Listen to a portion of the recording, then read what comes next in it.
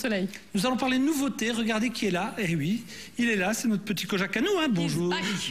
Bonjour Marilène. Ça va bien? Ça va, très bien. Alors, qu'est-ce que vous avez trouvé pour nous faciliter la vie, Michel? Alors, aujourd'hui, je vais vous montrer quelque chose d'original. C'est un comparateur de prix. Vous savez qu'il existe plein de comparateurs de prix sur Internet.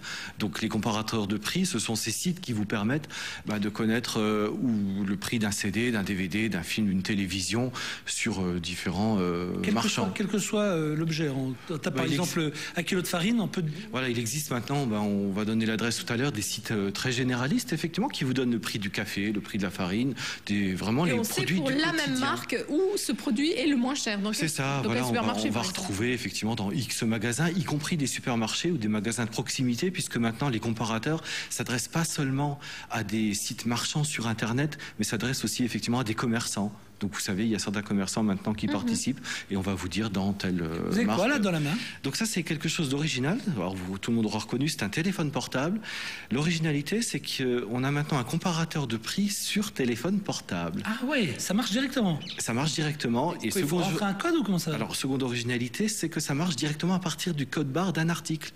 Donc vous êtes dans un magasin. Oui. Alors je vous ai pris prenez le disque, voilà, de Rose, CD, par exemple, de Rose. Donc c'est un petit logiciel qu'on va lancer sur son téléphone. Donc on va lui montrer, bien sûr il y a un appareil photo, on va montrer le code barre. Voilà. On prend la photo du code barre. Voilà, on prend la photo du code barre. Donc vous voyez, j'ai touché à rien, donc il reconnaît automatiquement. Et puis là, il va nous dire, voulez-vous comparer le prix pour l'article avec le numéro du code barre?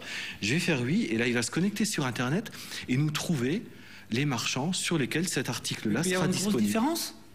Alors vous allez voir, là par exemple, alors je ne sais pas si on va voir, mais il nous affiche déjà la pochette de l'album. Ah ouais. Donc on voit bien que c'est l'album de Rose. Et il nous dit qu'on va le trouver à partir de 6,99 €. Et alors, si on entre dans le détail, on va avoir la liste des commerçants qui nous proposent cet article. Alors, c'est vrai que les comparateurs de prix... Peut-être à nos amis téléspectateurs, voilà. On va montrer. Et ça peut fonctionner avec tous les appareils téléphoniques? Ça ne marche pas actuellement sur tous les téléphones, au moins pour la partie de reconnaissance du code barre. Pour la reconnaissance du code barre, il faut un téléphone Nokia actuellement. Si vous n'avez pas un téléphone de ce type-là, ça marche, mais il faudra taper les 13 chiffres du code barre. D'accord, mais ça peut marcher sur d'autres marques en rentrant le code barre. Voilà, ça marche sur toutes les marques de téléphone. Les modes de marque au hasard? Au hasard, Samsung, ça peut marcher sur parce que quand on cite une marque, il faut toujours en citer deux autres, je le dis comme ça.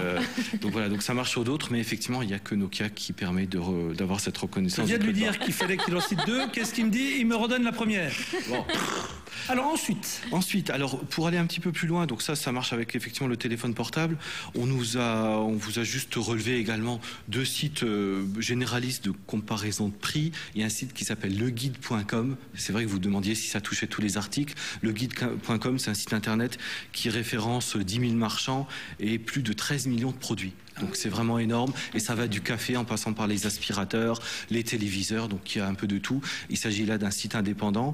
Un site également, je ne sais pas Jean-Luc si vous l'utilisez, qui s'appelle carbeo.com, qui est ce qu'on appelle un site communautaire, c'est-à-dire c'est enrichi par les gens qui l'utilisent et ça vous donne le prix de l'essence sur tout le territoire. Ah voilà, on peut apporter les informations qu'on a glanées nous-mêmes.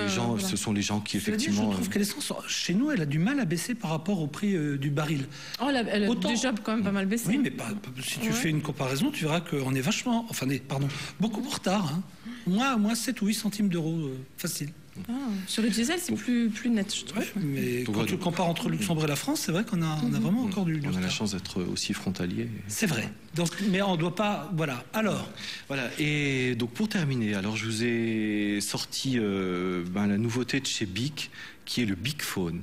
On connaissait les stylos de chez Bic, les rasoirs de chez Bic. Alors voici le téléphone de chez Bic. Alors c'est l'exemple de la société de consommation. Alors, oui et non. Une fois fini, on le jette, c'est ça? Alors c'est pas exactement un téléphone jetable. On va dire que c'est essentiellement un téléphone qui est prêt à l'emploi. Ça veut dire que, alors, première chose aussi, on va commencer peut-être par ça, c'est que le circuit de distribution est original, puisque c'est un appareil qu'on va trouver dans les gares, dans les magasins de presse. Ah, c'est du dépannage. C'est ça, c'est-à-dire que si vous avez besoin d'un téléphone, effectivement, avant de prendre votre train, vous avez oublié le vôtre.